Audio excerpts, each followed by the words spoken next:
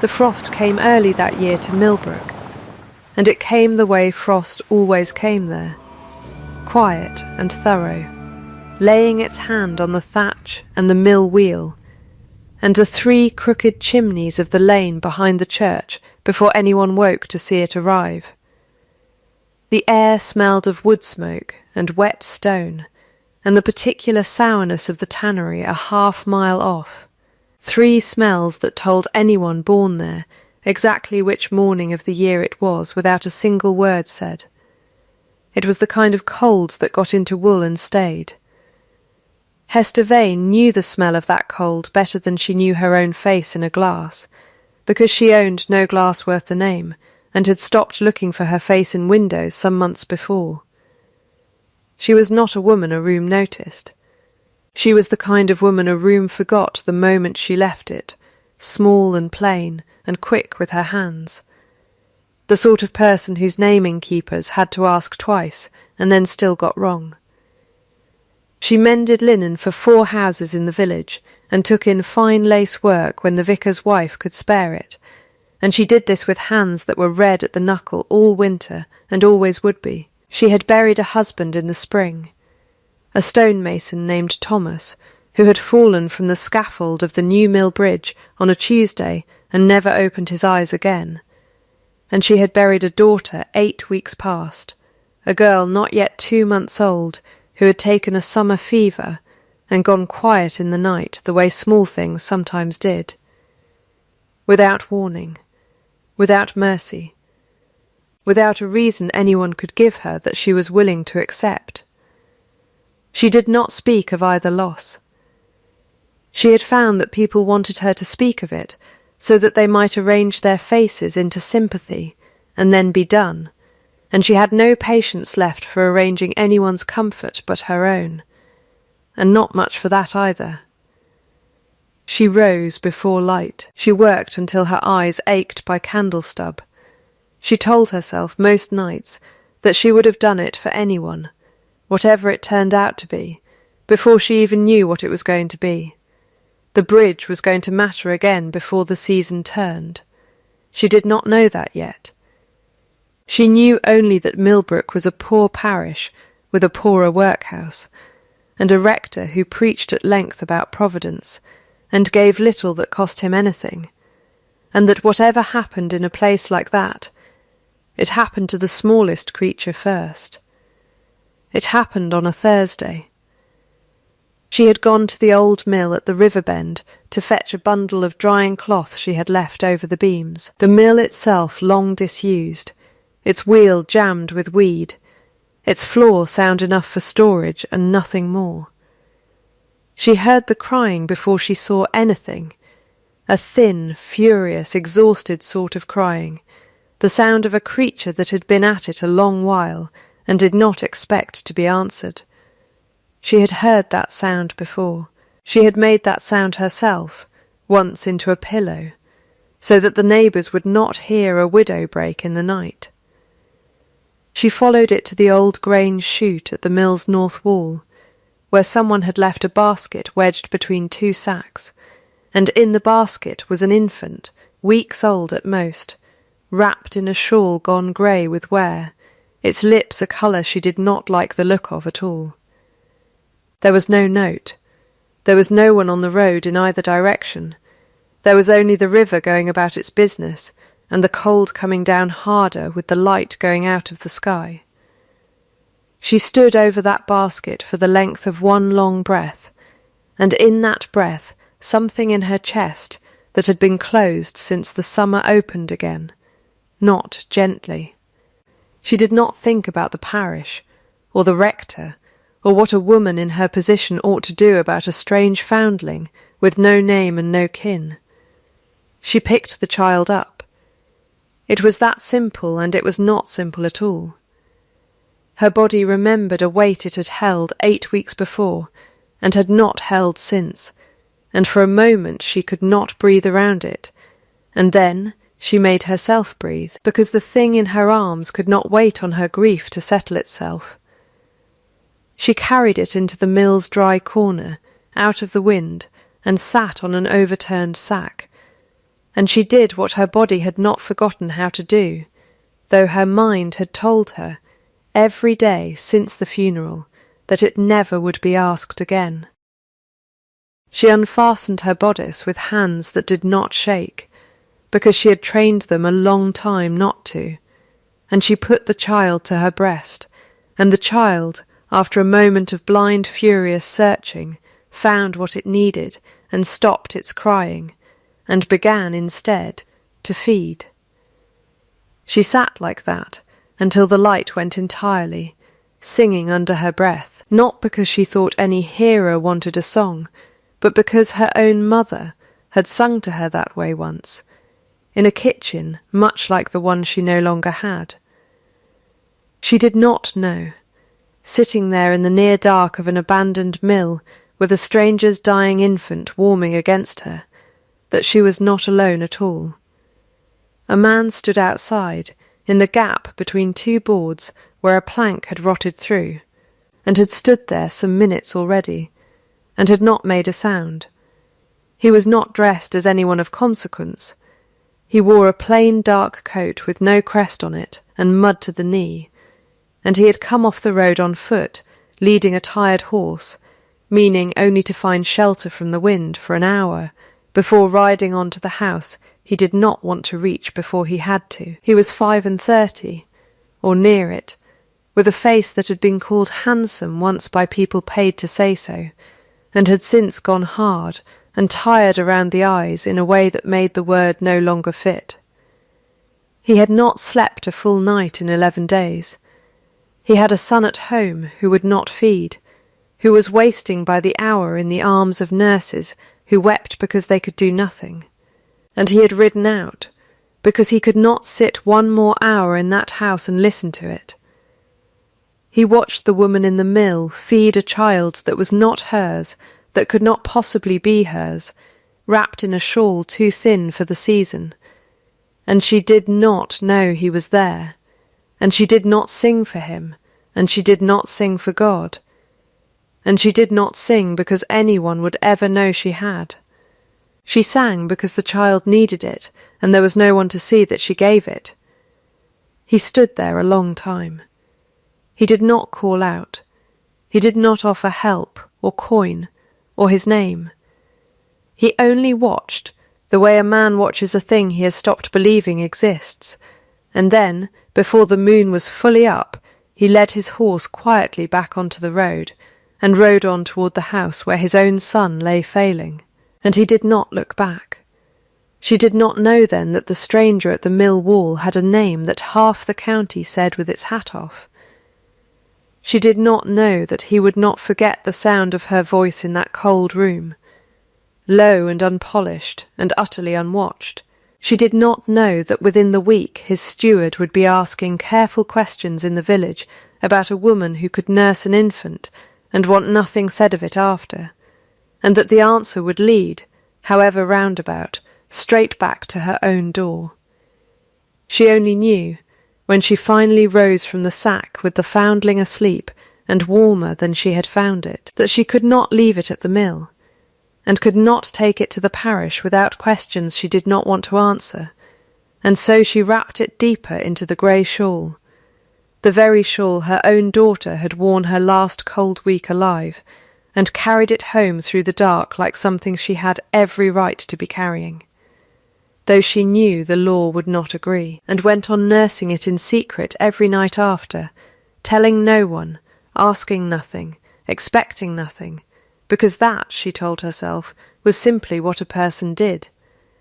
She named it, privately, for no one's benefit but her own comfort, Ivy, because it had been found clinging to a wall the way ivy clings, and because a thing needs a name if you mean to love it. For 9 days she told no one. She fed the child at dawn and at dusk, and in the black hours between, and she carried it, when she must go out, hidden under her shawl against her body, where the parish women would take it for nothing more than her own thickening waist. A thought that shamed her, and that she endured anyway, because the alternative was the workhouse, and she had seen what came out of the workhouse, and what did not come out at all. She refused to think of it as sacrifice. A woman at the well asked her once why she looked so tired, and she said only that she slept poorly, which was true enough not to be a lie, and left it there. She did not want thanks she had not earned by anyone's accounting but her own, and she certainly did not want questions. At Rosemere Hall, 4 miles off across 2 fields and a stand of bare elms, matters had not improved. The Duke of Rosemere, Gabriel Thorne, sat most nights in the nursery himself now, because he trusted no one else to sit there and watch, and his son Edmund, not yet 3 months old, motherless since the hour of his birth, would not take milk from any of the 4 wet nurses hired in as many weeks. The physicians had run out of words that meant anything.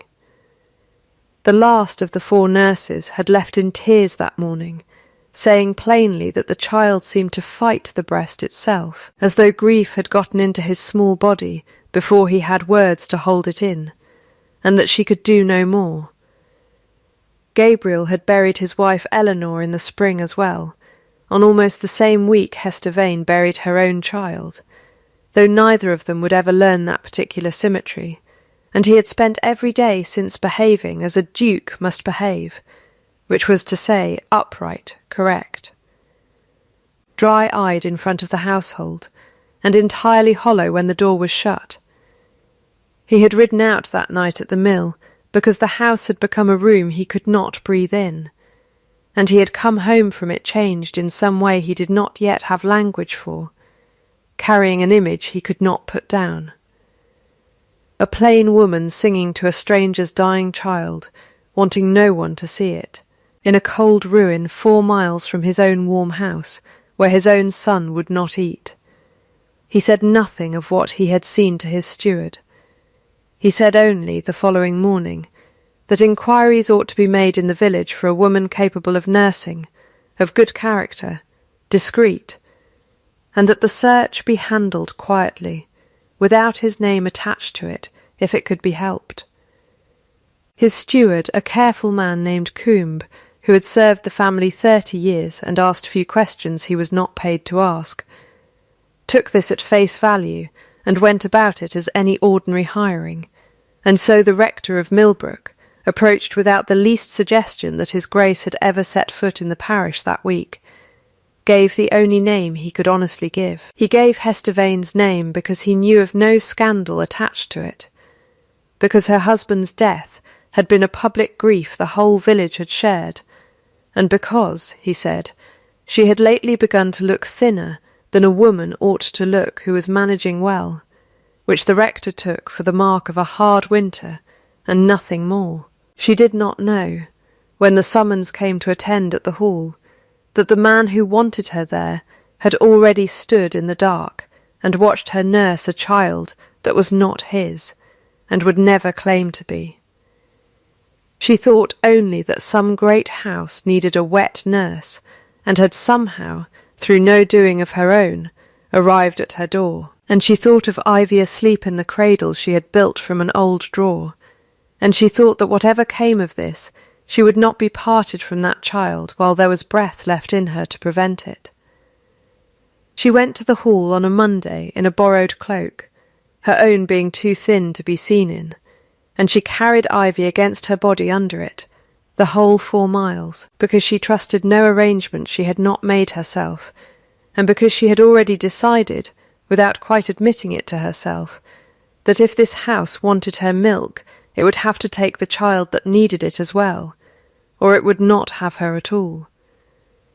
She was shown, after a long wait in a cold hall hung with portraits of thorns, going back further than her own family had ever kept a name, into a room warmer than any she had stood in since her wedding, where a fire had been built high enough to be wasteful, and where a man stood at the window with his back to her, holding an infant that was crying in the thin, worn-out way of a creature that had been crying too long to have much crying left in it.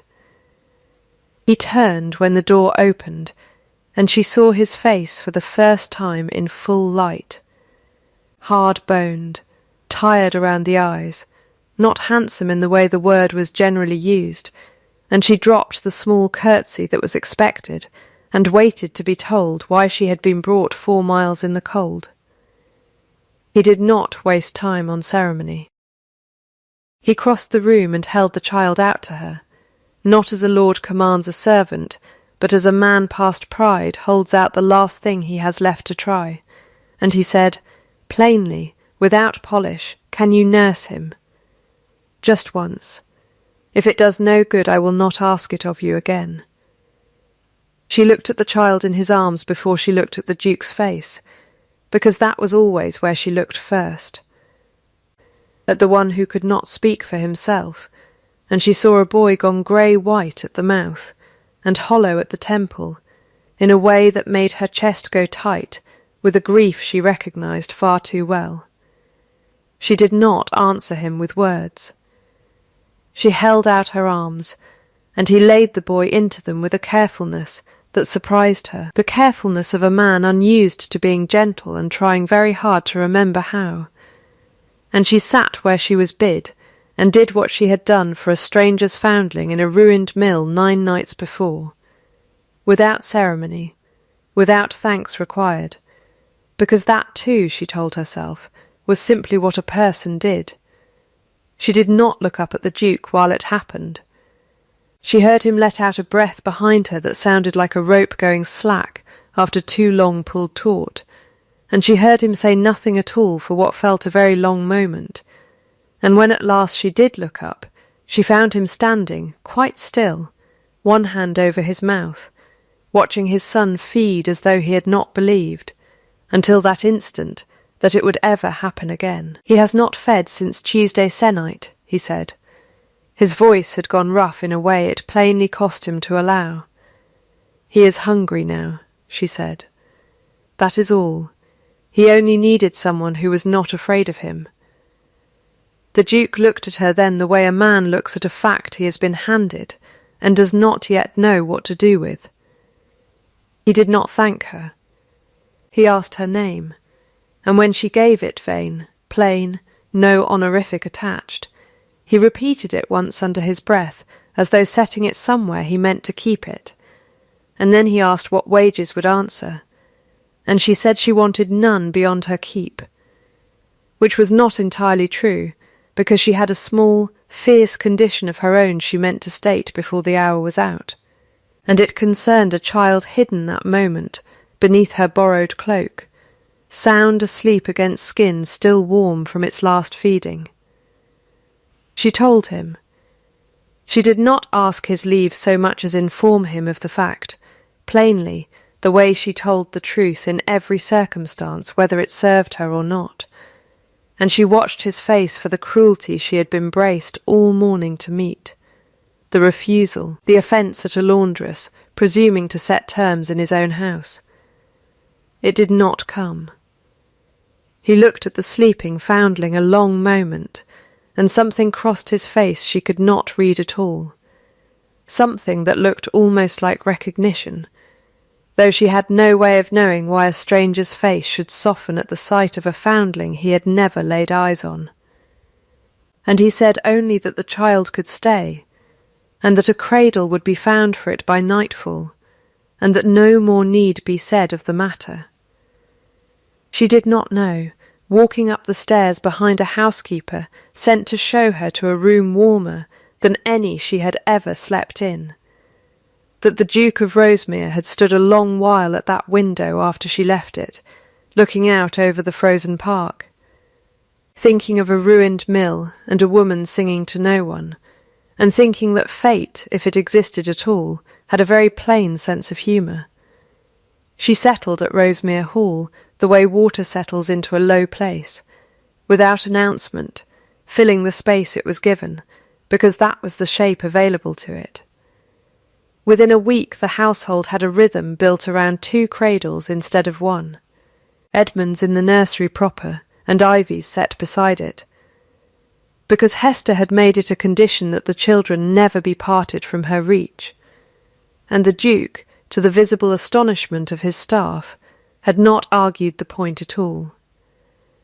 The housekeeper, a broad, dry-voiced woman named Mrs. Pruitt, who had run that house through 2 dukes and 1 long mourning, took to Hester within the fortnight, in the particular way of women who have decided on very little evidence that someone is worth the trouble of liking.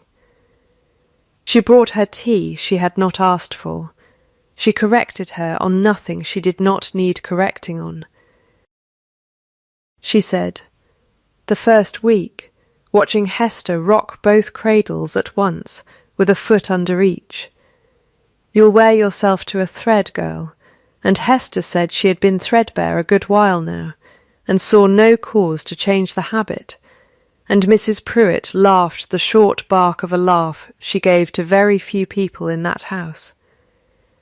It was Mrs. Pruitt, too, who let fall, in the careless way of a woman thinking aloud over mending, that His Grace had sent the parish doctor to a stonemason's widow in the village some months back, without a name attached, only that a good doctor should look in on her, and that it was the kind of thing His Grace did rather often, and never spoke of after. Hester's needle stopped in the cloth. She had been that stonemason's widow. She had been visited, in the worst week of the summer, by a physician she had not sent for, and could not have paid, who had looked at her fevered daughter, and done what could be done, and left before she thought to ask who had sent him, and she had assumed, in her grief, that the parish had simply done its duty for once. She said nothing of this to the Duke. She filed it away the way she filed away most things that unsettled her, quietly, without display, and went on with her work. The Duke, for his part, came to the nursery most evenings, ostensibly to see his son, and stayed rather longer than that errand required. He was not a man who found conversation easy. He asked her, the second week, plain questions about her husband, about the mason's trade, about how a woman came to know the names of every fever a child could take, and she answered him plainly in turn, without softening any of it for his comfort, and found, somewhat to her surprise, that he did not flinch from the plainness the way most gentry did. "You speak the truth very readily," he said to her once, watching her settle ivy against her shoulder with the ease of long practice. "I have found it saves time," she said. "Most people only want the comfortable version. I have none to give." He almost smiled at that. It was not quite a smile, more the shape a smile leaves behind when it has been away a long while and is trying to remember its way back, and she noted it the way she noted most things, without comment, though she found she watched for it again after that, the way one watches for a bird one has heard but not yet seen. She learned, in pieces, that his wife had died within the hour of Edmund's birth, that he had been in the room, that he had heard everything a man ought never to have to hear, and that he had not, by his own admission one evening when the fire had burned low, and his guard with it, quite forgiven himself for surviving it while she had not. He did not tell her this for sympathy. He told it the way a man tells a fact he has decided, for reasons of his own, no longer to carry entirely alone. "You did not cause it," she said. "No," he agreed, "but I have found that knowing a thing and believing it are not the same exercise."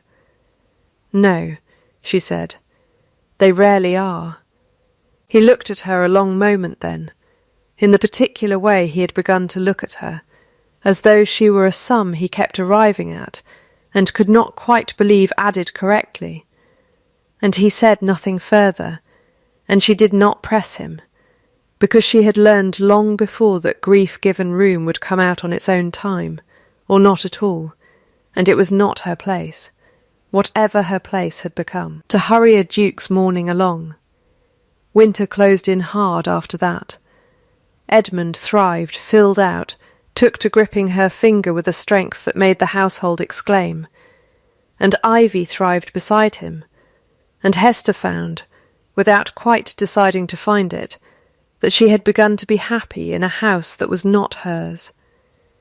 In a way she had not expected grief to permit. It could not, of course, remain so simple, because a house like Rosemere held more than a duke and his housekeeper and 2 thriving children. It held also a dowager's sister named Lady Augusta Thorne, who had been away in Bath through the whole of the crisis, and returned in the dead of January to find a laundress installed in her nephew's nursery, with a foundling of unknown parentage sleeping not 3 feet from the heir of Rosemere. And she made her opinion of this arrangement known within the hour of her arrival, in the particular bell-toned laugh she kept for occasions of great social discomfort to everyone but herself. Lady Augusta was not a stupid woman, which made her considerably more dangerous than a foolish one would have been. She understood precisely which words would wound without ever once raising her voice, and she deployed them over the dinner she insisted be laid formally on her first evening home, with Hester summoned down, against every instinct Hester possessed, to give an account of herself before a table of people who had never had to give an account of anything in their lives. "Vane," Lady Augusta said, turning the name over as though examining a coin for a false stamp. "I do not know it. Is it a Somerset name?" "I do not know, my lady," Hester said. "I have never had occasion to ask." "No," Lady Augusta said, with a small bright laugh. "I don't suppose you would have. One's people generally do not trouble themselves to remember where they came from, when where they came from is nowhere at all." Hester set her fork down very carefully. She did not answer the insult with an insult of her own, because she had decided long before, in a much colder kitchen than this one, that dignity was the one possession poverty could not take from her, and she was not going to hand it over now to a woman with a bell for a laugh. "I know precisely where I came from, my lady," she said. "A cottage on Mill Lane, with a father who mended nets, and a mother who mended everything else. I have never been ashamed of the address." There was a silence at the table of the kind that follows a shot that has gone somewhere its shooter did not expect. Lady Augusta's smile did not move, but something behind her eyes recalculated. "How admirably plain," she said. "I am told you nurse the foundling alongside my nephew's son. One does hope the arrangement is entirely proper." "He was starving in a ruined mill, my lady," Hester said. "I did not think propriety was the most urgent question that evening." There was a silence at the table, and Gabriel, at the head of the table, had said nothing through the whole exchange. His jaw set in a way Hester had come to recognise as the look of a man holding a considerable temper very still, and it was only when Lady Augusta turned her attention next to Hester's hands, red and roughened where they lay in her lap, remarking with false wonder that she supposed such hands did the child no harm, though they could scarcely be called a lady's, that he spoke at last, in a voice gone very quiet and very final. "Aunt," he said, "you will remember that Mrs. Vane sits at my table as my guest, and that whatever her hands have done, they have done more good in one winter than most in this room have done in a lifetime with softer ones. I will not hear them spoken of again." Lady Augusta's smile thinned to a line, and did not return for the rest of the meal, and Hester, walking back up to the nursery afterward with her hands, still red, still steady, folded before her, found that she had not once, through the whole ordeal, let a single tear reach her eyes, though her chest had ached with the effort of it the entire time, and she told herself, climbing the stairs, that this at least was a thing she had kept, whatever else the evening had cost her. Lady Augusta did not relent for having been rebuked once at table. She had merely, Hester came to understand over the following weeks, changed her weapon rather than laid it down. She began a quiet campaign among the upper servants, in the guise of concern for the child's welfare, suggesting that a foundling of no known parentage had no business under the same roof as an heir, that questions ought to be asked about a woman who had appeared so conveniently useful so soon after her own child's death, that there was something almost calculated in the timing of it all. And though none of it was said within Hester's hearing directly, it reached her anyway, the way such things always do, second-hand and sharpened in the telling. It reached its worst point on a bitter evening in February, when Lady Augusta, finding Hester alone in the nursery, with both children asleep, remarked, in the tone of a woman doing a kindness, that she supposed Hester understood the position she was truly in. "He is grateful to you," she said.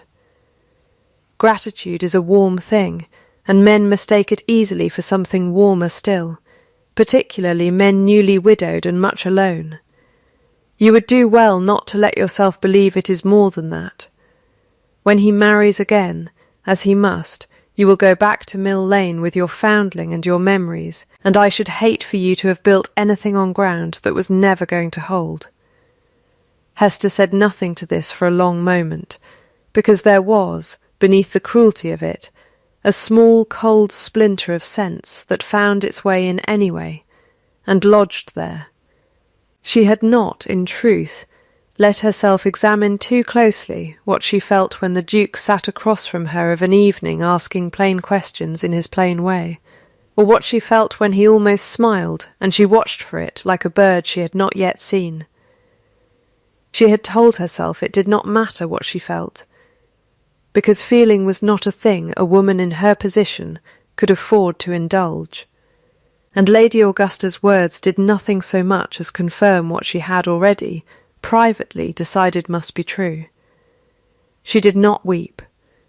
She thanked Lady Augusta for her candour, in a voice as flat and correct as any she had ever used, and went on with the evening's work, and it was only very late that night, alone with 2 sleeping children and a fire gone to embers, that she allowed herself to sit quite still and consider what she meant to do about it. She decided, before the fire went out entirely, that she would leave. She reasoned it plainly, the way she reasoned everything. She had come to nurse a dying child, and the child was no longer dying. She had asked for the foundling's keep, and the foundling was kept. Whatever else had grown in the space between those 2 facts belonged to no one's ledger but her own foolish heart, and she was not going to stay in a house where a woman with a bell-toned laugh was, however cruelly delivered, entirely correct about the shape of things. She wrote a note, rather than face a leave, taking she did not trust herself to manage with a dry face. She wrote that she was grateful for her keep and glad of the children's health, that she believed Edmund no longer required her particular care, and a proper nurse of good family could be engaged without difficulty now that the worst was past, and that she would take Ivy and go before first light, and she asked nothing further of the house, wanted nothing further from it, and signed it simply. Hester Vane, with no flourish at all. She was folding the note when Mrs. Pruitt came in, later than usual, carrying a lamp and wearing the particular look of a woman who has come to say something, and means to say it whether asked or not. "You mean to run," Mrs. Pruitt said. It was not a question. Hester did not deny it. "Sit down," Mrs. Pruitt said, and when Hester did not move fast enough, said it again, more gently. "Sit down, girl, and let an old woman finish what she came up here to say, and then run if you must, though I'll tell you plainly I think you a fool for it." She sat. Mrs. Pruitt set the lamp down and stood a moment collecting herself, and then she said the thing that undid. In the space of 10 minutes, everything Lady Augusta's fortnight of poison had built. "You think you were sent for by chance, Mrs." Pruitt said. "You are not. His Grace saw you at the old mill 9 days before ever a soul in this house spoke your name aloud. He rode out alone that night, as he did most nights that month, and he came back changed, and he told Coombe the very next morning to find him a nurse of discreet character, without a name attached to the asking.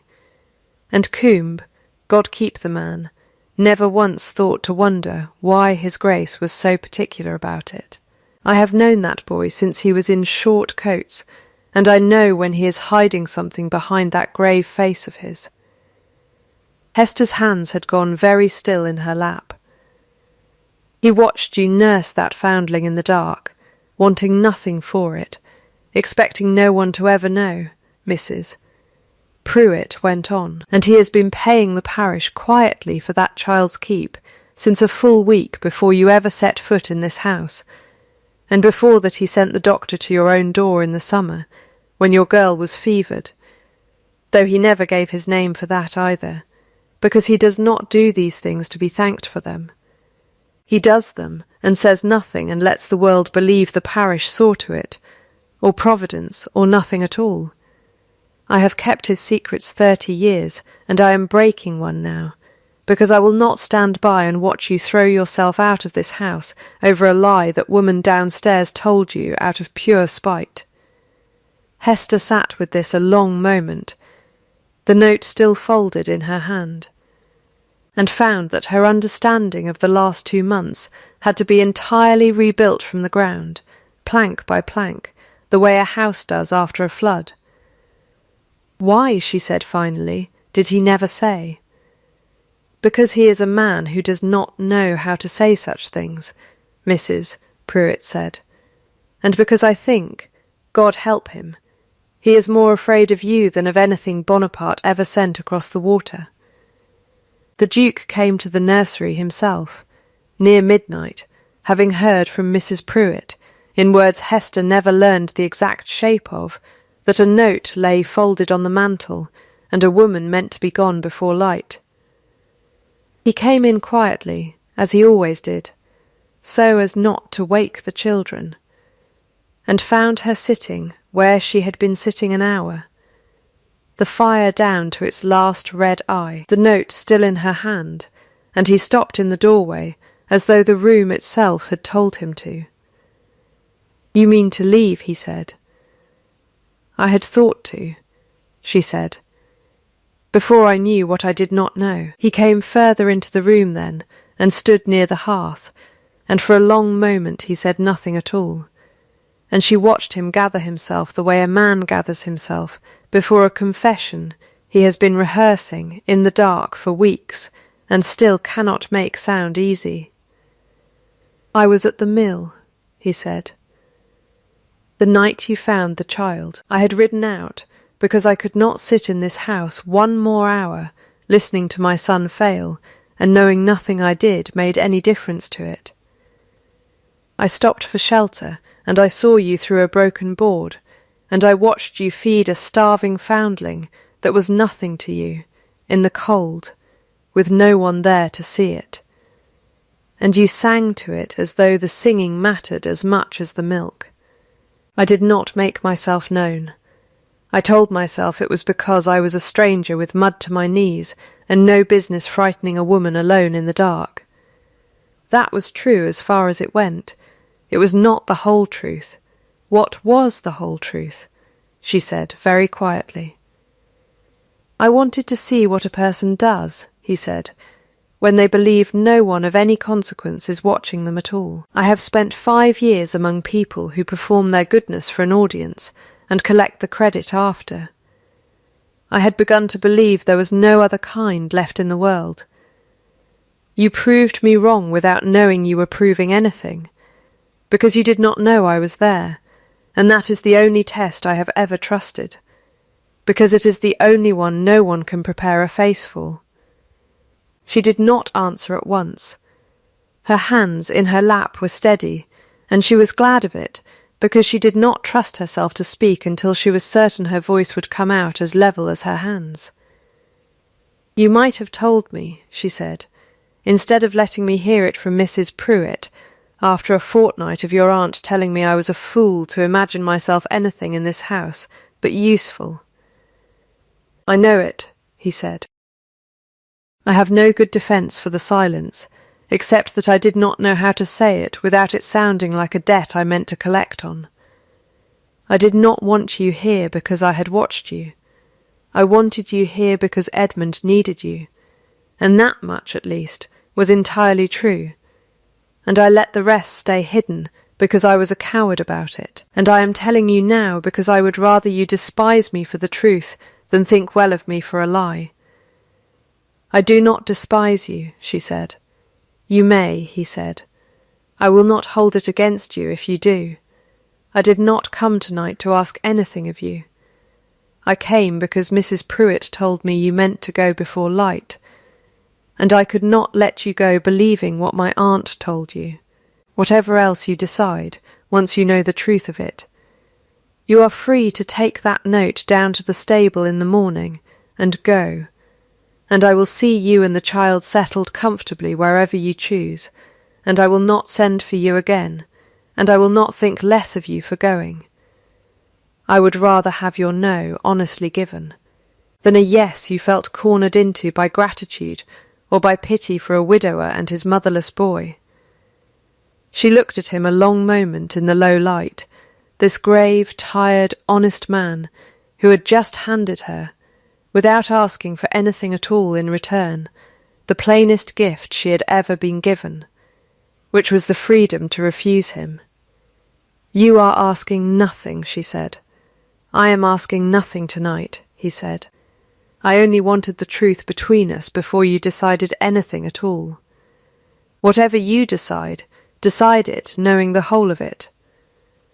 She sat with that a while, the fire ticking down to nothing, both children asleep not 3 feet away, and she found, turning the last 2 months over in her mind with this new plank set into it, that the note in her hand no longer said anything true at all, and she set it, unopened again, into the fire, and watched it catch. "I am not going before light," she said. "Not tomorrow. Not unless you ask me to. I will never ask you to," he said, and something in his face, when he said it, was as close to unguarded as she had yet seen it.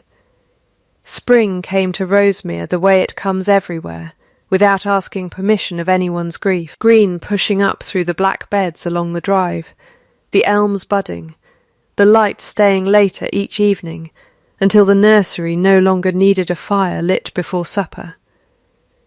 Lady Augusta, informed by her nephew in a conversation Hester was not present for, but heard reported, in careful summary, by Mrs. Pruitt, that her welcome at Rosemere depended entirely on her civility to every soul under its roof, departed for Bath a week later with a great deal of dignity and considerably less of an audience than she was accustomed to commanding, and did not trouble the household again that season. Gabriel came to the nursery each evening still, as he had all winter, but something in the visits had changed its weight, the way a held breath changes once it is finally let out. He no longer pretended the errand was only his son. He sat with her while she worked, and asked her plain questions, and told her, in pieces, more of Eleanor, and more of the 5 years since, and she found she no longer filed away what she felt as a thing too dangerous to examine, but let herself, cautiously, look at it directly, the way one looks at last, after long practice, at a bird that has finally come close enough to be seen whole.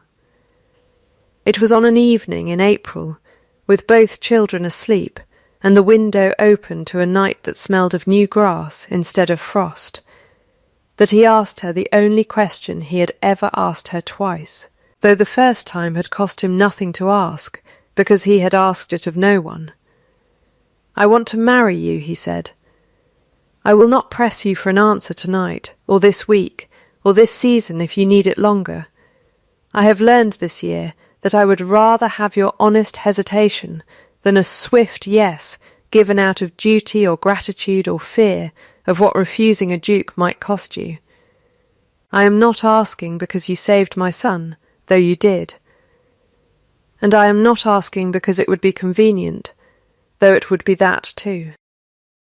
I am asking because you are the most honest person I have ever known, and I would rather live the rest of my life being told the plain truth by you than be flattered by anyone else in England for the length of it. She was quiet a long moment, turning a spool of thread over in her fingers, and then, she said, "You will need to hear my terms before I answer anything at all." "Name them," he said. "I will never be lied to again," she said.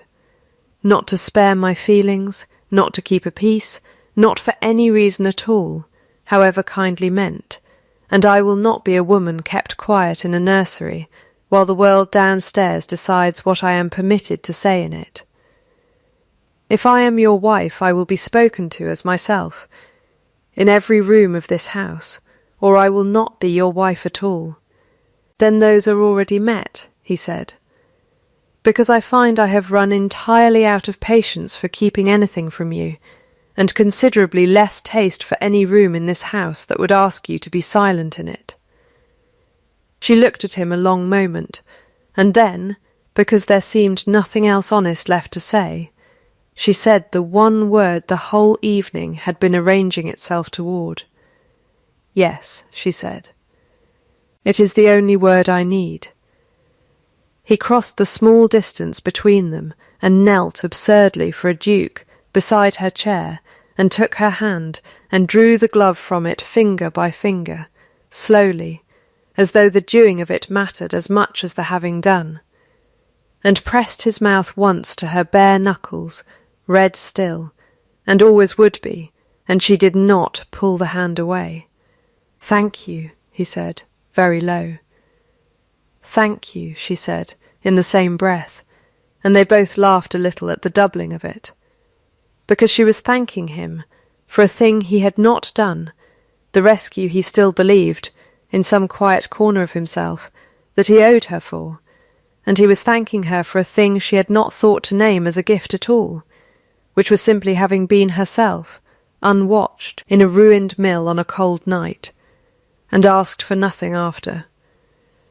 They were married in June, quietly, in the Rosemere Chapel, with Mrs. Pruitt weeping openly in the second pew, and both children, Edmund walking now on unsteady legs, and Ivy just beginning to pull herself up by the pew ends, brought in for the last 5 minutes, because Hester would not be married without them in the room. It was a small wedding for a duke, by every account the county gave of it after, and she wore no jewel finer than the plain gold band he set on her finger, and she thought, watching the light come through the old glass, that she had never in her life felt richer than she did standing in that borrowed cloak turned wedding dress, married for nothing but herself.